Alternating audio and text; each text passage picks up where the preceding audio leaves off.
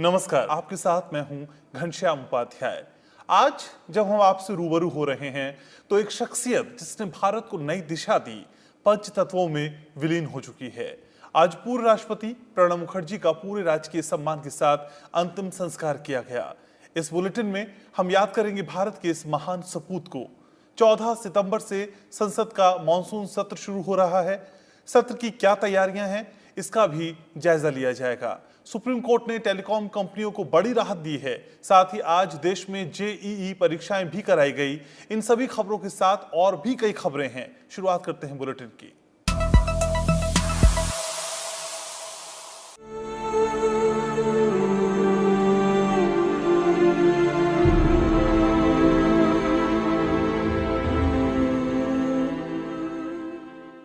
पूर्व राष्ट्रपति प्रणब मुखर्जी का आज पूरे राजकीय सम्मान के साथ लोधी रोड स्थित शमशान घाट में अंतिम संस्कार कर दिया गया। इस दौरान कोरोना वायरस से जुड़े दिशा निर्देशों का भी पालन किया गया। इससे पहले आज सुबह प्रणब मुखर्जी का पार्थिव शरीर 10 राजाजी मार्ग स्थित उनके आवास पर लाया गया, जहां राष्ट्रपति, उपराष्ट्रपति और प्रधानमंत्री समेत तमाम हस्तियों ने श्रद्धांजलि अर्पित करने के साथ ही उन्हें अंतिम विदाई दी। प्रधानमंत्री ने कहा कि देश के विकास में प्रणब मुखर्जी की कोशिशों को आने वाली पीढ़ियां याद रखेंगी।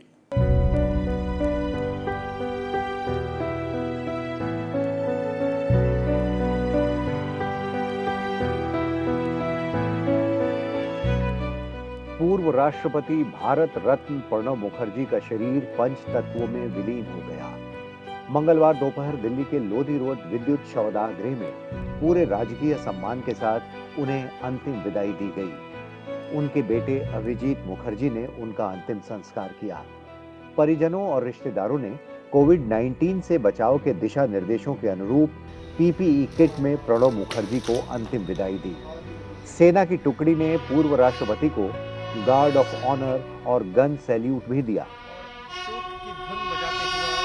भारतीय सेना के बिगुल वादक और सैनिकों के वस्त्र हैं वो नीचे हो चुके हैं। सम्मान में सलामी और एक तोप की सलामी जो है वो इस समय दी जा रही है पूर्व राष्ट्रपति प्रणब मुखर्जी को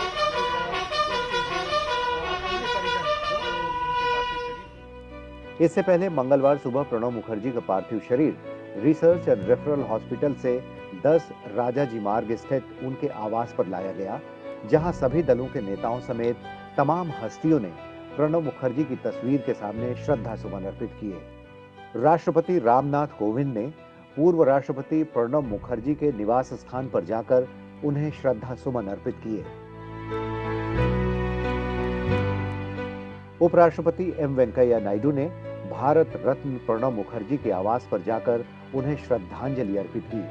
साथ ही 10 राजाजी मार्ग स्थित उनके आवास पर मौजूद शोकाकुल परिजनों को भी उपराष्ट्रपति ने सांत्वना दी। प्रधानमंत्री नरेंद्र मोदी ने दिवंगत नेता के आवास पर उन्हें श्रद्धा सुमन अर्पित किए। श्रद्धांजलि अर्पित करने के बाद प्रधानमंत्री ने ट्वीट किया कि भारत के विकास को लेकर प्रणब मुखर्जी की कोशिशों के लिए उन्हें पीढ़ियों तक याद रखा जाएगा।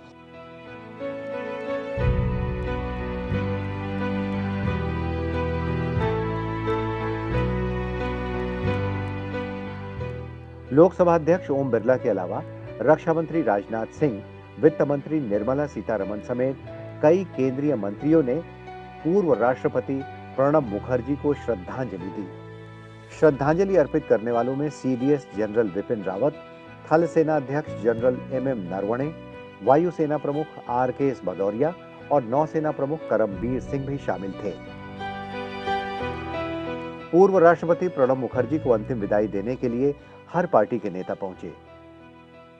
बीजेपी अध्यक्ष जेपी नड्डा, कांग्रेस नेता राहुल गांधी, अधीर रंजन चौधरी, गुलाम नबी आजाद और भारतीय कम्युनिस्ट पार्टी के महासचिव डी राजा ने भी पूर्व राष्ट्रपति को श्रद्धांजलि दी।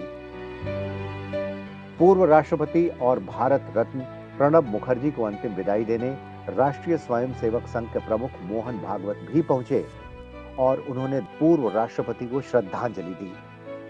सोमवार को 84 वर्ष की उम्र में प्रणब मुखर्जी का लंबी बीमारी के बाद निधन हो गया था। वो बीते 10 अगस्त से सेना के रिसर्च एंड रेफरल अस्पताल में भर्ती थे। केंद्र सरकार ने पूर्व राष्ट्रपति के निधन पर 31 अगस्त से 6 सितंबर तक 7 दिन के राष्ट्रीय शोक की घोषणा की है। केंद्रीय कैबिनेट ने भी 2 मिनट का मौन रखकर पूर्व राष्ट्रपति के निधन पर शोक व्यक्त करते हुए उन्हें श्रद्धांजलि अर्पित की है। संसद भवन परिसर में आज 2 अहम संसदीय समितियों की बैठक में पूर्व राष्ट्रपति और भारत रत्न प्रणब मुखर्जी को श्रद्धांजलि दी गई। बीजेपी सांसद मीनाक्षी लेखी की अध्यक्षता में हुई पर्सनल डाटा प्रोटेक्शन विधेयक 2019 संबंधी संयुक्त समिति की बैठक में आज रिजर्व बैंक ऑफ इंडिया के प्रतिनिधियों का साक्ष्य होना था, लेकिन समिति ने पूर्व राष्ट्रपति को श्रद्धांजलि देकर उनके सम्मान में बैठक स्थगित कर दी।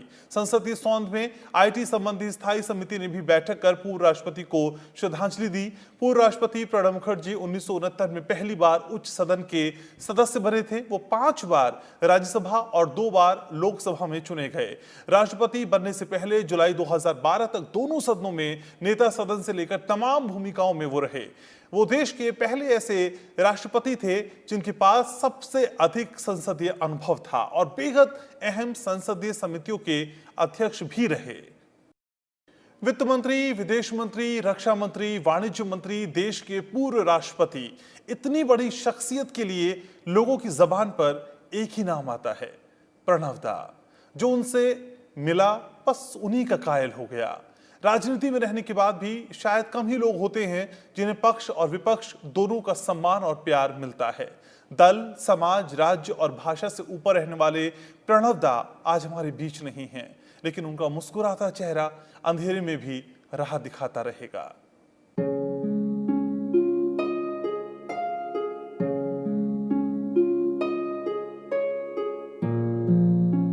बंगाल की बीरभूम में जन्मे प्रणब मुखर्जी बचपन से ही विलक्षण और अपनी धुन में रमने वाले व्यक्ति थे।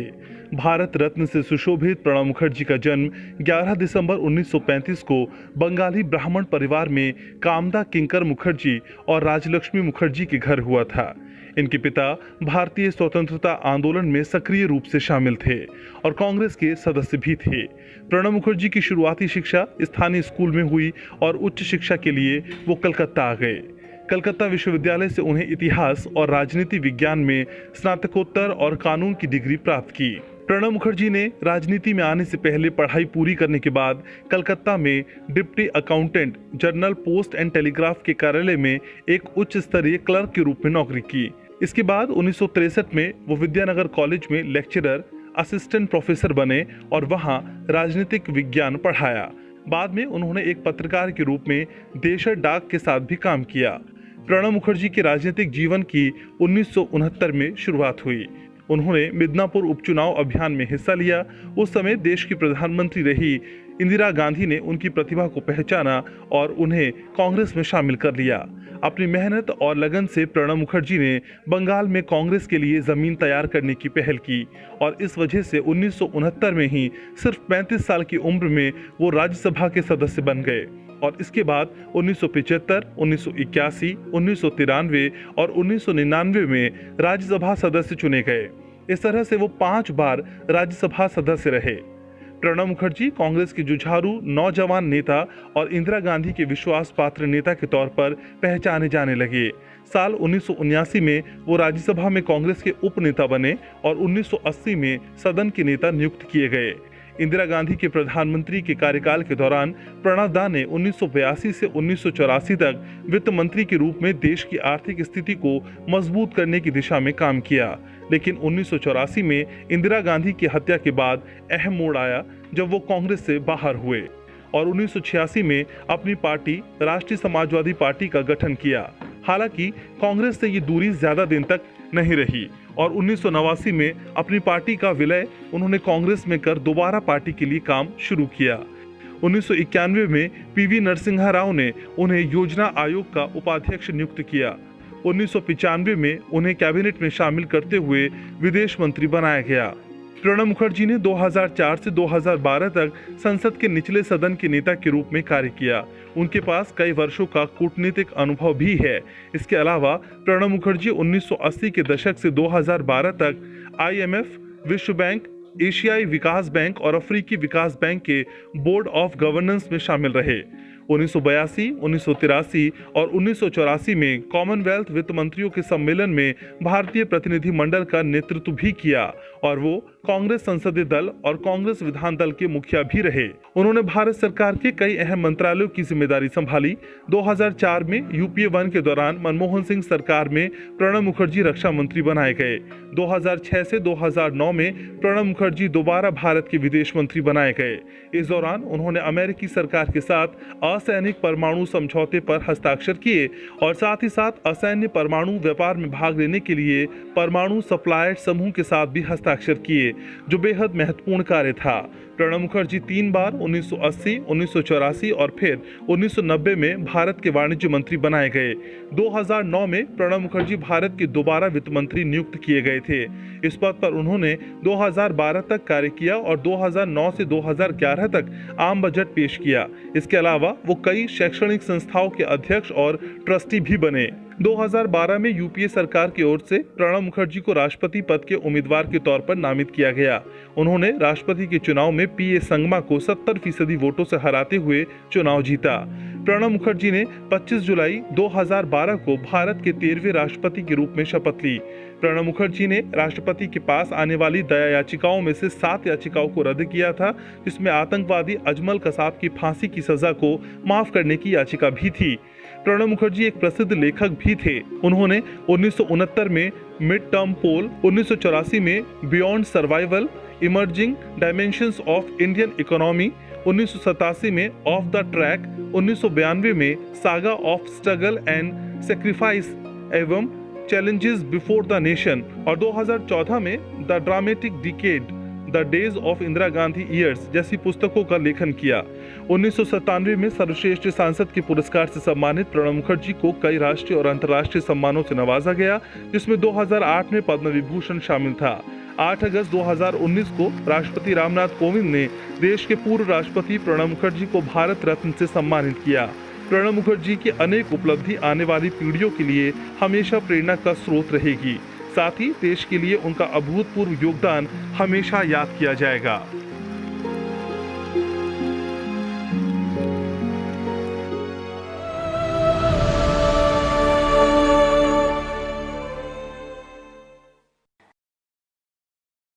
कोरोना संकट के कारण संसदीय इतिहास में पहली बार 14 सितंबर से अलग अंदाज में मॉनसून सत्र चलेगा। राष्ट्रपति रामनाथ कोविंद ने संसद के दोनों सदनों की बैठकें 14 सितंबर से आहूत की हैं। उच्च सदन का ये 252वां और 17वीं लोकसभा का चौथा सत्र होगा। सत्र के दौरान उच्च सदन में उन नवनिर्वाचित सांसदों को शपथ भी दिलानी है जो पहले शपथ नहीं ले सके थे। राज्यसभा उपसभापति का चुनाव भी होना है। साथ ही सरकार कई अहम विधेयकों को पारित कराने के साथ ही अध्यादेशों का भविष्य भी तय करना चाहती है। आने वाले एक सप्ताह में पूरी तस्वीर साफ हो सकेगी। राष्ट्रपति रामनाथ कोविंद ने संसद के मॉनसून सत्र को 14 सितंबर से आहूत किया है, लेकिन कोरोना संकट के मद्देनजर दोनों सदनों को विशेष तैयारियां करनी पड़ी हैं। संसदीय इतिहास में पहली बार एक पूरा सत्र अलग अलग समय में होगा। इसमें पहले दिन यानी 14 सितंबर को लोकसभा की बैठक सुबह 9 बजे से 1 बजे तक और राज्यसभा की बैठक 3 बजे से 7 बजे तक चलेगी। बाद के दिनों में सुबह उच्च सदन की बैठक होगी, जबकि दोपहर बाद लोकसभा की। सावधानियों के मद्देनजर संसद परिसर में प्रवेश नियमों को कड़ा बनाया गया है। संसद सत्र के दौरान सरकार कई विधायी कामों को अंजाम देना चाहती है।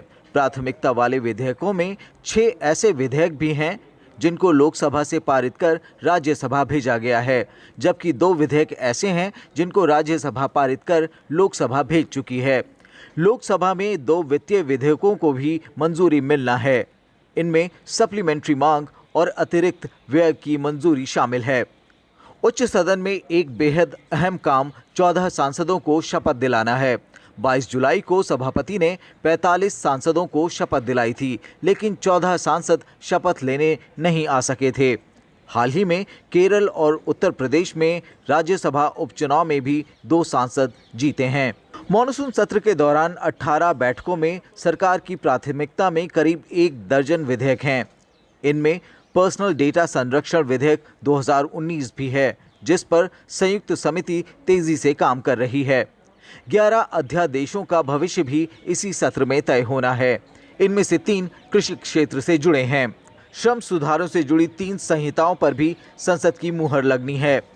प्रमुख अध्यादेश जिनको विधेयक के रूप में संसद की मंजूरी लेनी है, उनमें सांसद वेतन भत्ता और पेंशन संशोधन अध्यादेश 2020, महामारी संशोधन अध्यादेश 2020, केंद्रीय होम्योपैथी परिषद संशोधन अध्यादेश 2020, इंडियन मेडिसिन सेंट्रल काउंसिल संशोधन अध्यादेश 2020, आवश्यक वस्तुएं संशोधन अध्यादेश 2020, किसान वाणिज्य संवर्धन और सुविधा अध्यादेश 2020, किसान सशक्तिकरण और संरक्षण समझौता मूल्य आश्वासन और कृषि सेवा अध्यादेश 2020 शामिल हैं। मॉनसून सत्र की तैयारियों को अंतिम रूप दिया जा रहा है। राज्यसभा सभापति एम वेंकैया नायडू और लोकसभा अध्यक्ष ओम बिरला सचिवालयों के वरिष्ठ अधिकारियों और विभिन्न सहयोगी विभागों के साथ बैठकर तैयारियों का आकलन कर चुके हैं। सत्र की शुरुआत से पहले सभी सांसदों की कोरोना जांच के साथ अधिकारियों, मीडिया प्रतिनिधियों और लोकसभा राज्यसभा सचिवालय के कर्मचारियों सहित संसद भवन परिसर में अन्य सहयोगी विभागों के लोगों को कोरोना जांच करानी होगी। सत्र के दौरान उच्च सदन के सदस्यों को दोनों सदनों और दीर्घाओं में बैठाया जाएगा। राज्यसभा चेंबर में बड़ी डिस्प्ले स्क्रीन, दीर्घाओं में ऑडियो कंसोल, संचार माध्यम के लिए दोनों सदनों को जोड़ने वाले विशेष केबल समेत कई अन्य तरह के इंतजाम भी किए गए हैं।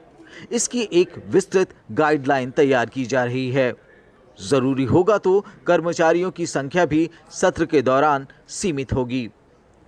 विपक्ष की ओर से चीन के मुद्दे पर चर्चा की मांग जोर पकड़ रही है। साथ ही वो कोरोना महामारी और आर्थिक हालात, बेरोजगारी और प्रवासी मजदूरों की समस्याओं समेत कई मुद्दों पर चर्चा कराना चाहते हैं। लेकिन सर्वदलीय बैठक में इसका खुलासा होगा कि वास्तव में कितने विधायी मामलों को सरकार आगे रखेगी और कितनी चर्चाओं को कराया जा सकेगा, क्योंकि 18 बैठकों में काफी सावधानी के बीच भारी भरकम कामकाज प्रस्तावित है। उत्तर प्रदेश से राज्यसभा की एक सीट पर होने वाले उपचुनाव के लिए नामांकन का काम पूरा हो गया। बीजेपी ने पार्टी के राष्ट्रीय प्रवक्ता सैयद जफर इस्लाम को इस सीट पर उम्मीदवार बनाया है। शनिवार को सैयद जफर इस्लाम का नामांकन पत्र दाखिल किया जा चुका है।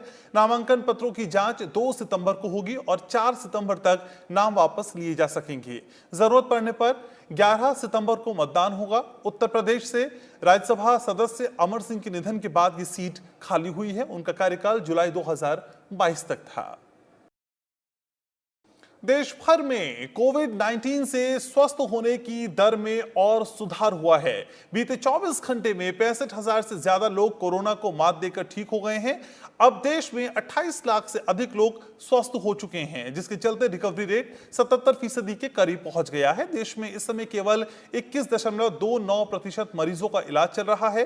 देश में कोविड-19 के करीब 70,000 नए मामले सामने आए हैं। अब तक 36,91,000 से अधिक मामले पहचान में आ चुके हैं। टेस्ट, ट्रैक एंड ट्रीट की रणनीति के प्रभावी क्रियान्वयन से मृत्यु दर कम हुई है और ये 1.77% हो गई है। केंद्रीय स्वास्थ्य मंत्रालय की ओर से जारी आंकड़ों के मुताबिक पिछले 24 घंटों में देश में 69,000 से अधिक नए केसेस आए हैं। अब तक देश में 36,91,000 से ज्यादा कोरोना के मामले सामने आ चुके हैं। वहीं बीते एक दिन में 65,000 से अधिक मरीज ठीक हुए हैं। अब तक 28,39,000 से अधिक मरीज ठीक हो चुके हैं। वहीं 7,85,000 से ज्यादा सक्रिय मामले हैं। कोरोना से पिछले 24 घंटों में 819 लोगों की मौत हुई है, जिसके बाद इस बीमारी से मरने वालों की संख्या 65,000 के पार हो गई है। देश में कोरोना से मरने वालों की दर 1.77% है। सोमवार को देश में 10 लाख से अधिक कोरोना के टेस्ट किए गए हैं। अब तक 4,33,00,000 से अधिक टेस्ट किए जा चुके हैं। पिछले 6 महीने में कोरोना के मामलों की रफ्तार और इससे होने वाली मौतों के आंकड़ों को देखें तो मार्च में कोरोना के करीब 1400 मामले आए थे। इस दौरान 35 लोगों की जान गई थी। अप्रैल में 33,000 से अधिक मामले आए थे और 1,000 से अधिक लोगों की जान गई। मई में 1.5 लाख से अधिक मामले आए और 4,000 से अधिक लोगों की कोरोना वायरस से मौत हुई। जून महीने में देश भर में करीब 4 लाख मामले आए और 12,000 से ज़्यादा लोगों की मौत इलाज के दौरान हुई। जुलाई में 11 लाख से ज्यादा केस और 19,000 से अधिक लोगों की जान इस वायरस से गई। अगस्त में सबसे ज्यादा 20 लाख मामले आए और 28,000 से ज्यादा लोगों की मौत हुई। केंद्र सरकार की ओर से जारी अनलॉक 4 के दिशा निर्देश आज से लागू हो गए हैं। अनलॉक 4 के नियम लागू होने के बाद कर्नाटक, हरियाणा, पंजाब, तमिलनाडु समेत कई राज्यों ने अपने यहां लॉकडाउन और पाबंदियों में और छूट दी है। 1 सितंबर से लागू अनलॉक 4 में कई रियायतें दी गई हैं। 7 सितंबर से मेट्रो सेवाएं फिर से शुरू होंगी। इस महीने की 21 तारीख से 100 लोगों तक की भागीदारी के साथ धार्मिक, राजनीतिक, सामाजिक और खेल संबंधी आयोजनों को भी मंजूरी दी गई है। हालांकि स्कूल और कॉलेज 30 सितंबर तक बंद रहेंगे।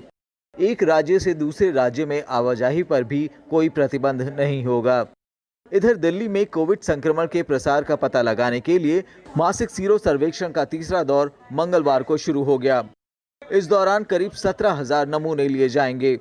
पिछला सीरो सर्वेक्षण 1 अगस्त से 7 अगस्त तक आयोजित किया गया था, जिसमें राजधानी में 29.1% लोगों में कोविड-19 संक्रमण के एंटीबॉडीज पाए गए थे। पिछले कुछ दिनों से राष्ट्रीय राजधानी में कोविड-19 संक्रमण के मामलों में बढ़ोतरी आई है। राजधानी में अब तक 1,74,000 से ज्यादा कोरोना मामले सामने आ चुके हैं। वहीं कोविड-19 के मामलों में तेजी को देखते हुए स्वास्थ्य मंत्रालय ने उत्तर प्रदेश, झारखंड, छत्तीसगढ़ और ओडिशा में उच्च स्तरीय केंद्रीय दल नियुक्त करने का फैसला किया है। ये दल कोरोना के पॉजिटिव मामलों की रोकथाम, निगरानी, जांच और कुशल नैदानिक प्रतिबंध को मजबूत करने की दिशा में राज्यों के प्रयास में सहयोग करेंगे। प्रत्येक दल में एक महामारी विशेषज्ञ और एक जन स्वास्थ्य विशेषज्ञ शामिल होंगे। विश्व स्वास्थ्य संगठन ने अमेरिका समेत उन देशों को आगाह किया है जो कोरोना वायरस वैक्सीन के क्लिनिकल ट्रायल पूरा होने से पहले आपातकालीन मंजूरी देने की तैयारी में हैं। WHO ने कहा है कि वैक्सीन को मंजूरी देने की प्रक्रिया को गंभीरता से लिए जाने की जरूरत है। WHO की मुख्य वैज्ञानिक डॉक्टर सौम्या स्वामीनाथन ने कहा है कि असुरक्षित वैक्सीन के इस्तेमाल के प्रतिकूल प्रभाव हो सकते हैं। दुनिया भर में इस समय 33 वैक्सीन का क्लिनिकल ट्रायल चल रहा है, जिसमें से अमेरिकी कंपनी मॉडर्ना, चीन की सिनोफार्म, ब्रिटेन की एस्ट्राजेनेका, ऑक्सफोर्ड की वैक्सीन समेत कई टीके तीसरे फेज के ट्रायल में हैं, जबकि 143 टीके अभी प्री क्लिनिकल स्टेज में हैं। इस बीच यूरोपीय आयोग ने घोषणा की है कि वो WHO की कोवैक्स सुविधा में शामिल होगा और इसके लिए 400 मिलियन यूरो का योगदान देगा। कोवैक्स एक अंतर्राष्ट्रीय प्रयास है जो वैक्सीन के विकास और निर्माण के साथ आसानी से सभी के लिए उपलब्ध कराने को सुनिश्चित करेगा। इस बीच दुनिया में कोरोना के मामले 2,56,56,000 के पार पहुंच गए हैं। इसमें 68 लाख से ज़्यादा मरीजों का इलाज चल रहा है, जबकि 1,79,00,000 से अधिक लोग कोरोना को हराकर ठीक हो चुके हैं। दुनिया भर में कोरोना अब तक 8.5 लाख से अधिक लोगों की जान ले चुका है। सबसे ज़्यादा पीड़ित देशों की बात करें तो अमेरिका और ब्राज़ील के बाद भारत तीसरे नंबर पर है। देश भर के इंजीनियरिंग कॉलेजों में दाखिले के लिए संयुक्त प्रवेश परीक्षा यानी JEE मेंस आज से शुरू हो गई। 6 सितंबर तक चलने वाली इस अहम परीक्षा के लिए राष्ट्रीय परीक्षण एजेंसी ने कोविड-19 के मद्देनजर खास इंतजाम किए हैं। राष्ट्रीय परीक्षण एजेंसी ने परीक्षा केंद्रों में ऑल्टरनेट सिटिंग अरेंजमेंट, प्रति कमरा कम उम्मीदवार और प्रवेश और निकास के अलग अलग द्वार जैसे कई अहम और सुरक्षित कदम उठाए हैं। परीक्षा के लिए जहां ओडिशा, मध्य प्रदेश और छत्तीसगढ़ की सरकार की ओर से छात्रों को परिवहन व्यवस्था देने का आश्वासन दिया गया है, वहीं IIT के पूर्व छात्रों के एक समूह ने भी एक पोर्टल लॉन्च किया है जिसके जरिए जरूरतमंद छात्रों को परीक्षा केंद्रों तक परिवहन की सुविधा दी जाएगी।